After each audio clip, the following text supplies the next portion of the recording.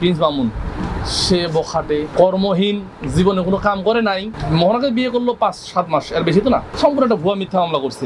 আর বলছে একটা গাড়ি BMW কিনে দিছে। যে মামলা আমরা PR মানে পুলিশ রিপোর্ট পর্যন্ত জামিনে ছিলাম, সেটা হলো যে পেনাল কোড সেকশন 309 যে মামলাটা ছিল, এটাতে আমরা হাজিরা দিলাম, সশরীরে সে কোর্টে ছিল।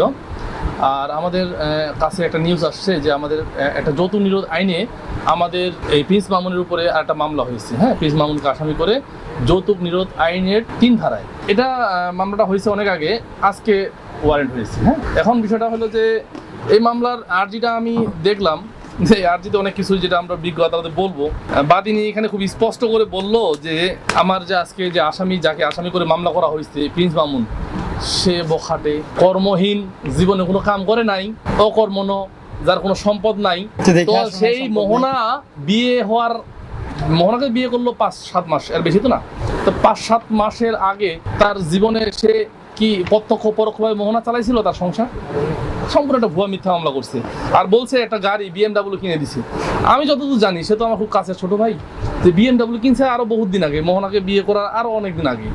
তো একটা মিথ্যা এলিগেশন। আবার একটা আর্জিতে এলিগেশন দিছে এইভাবে যে 40-45 লক্ষ টাকা নাকি ধার হিসেবে দিছে। দেশে দেশে সবার সাথে দ্য নিউজ।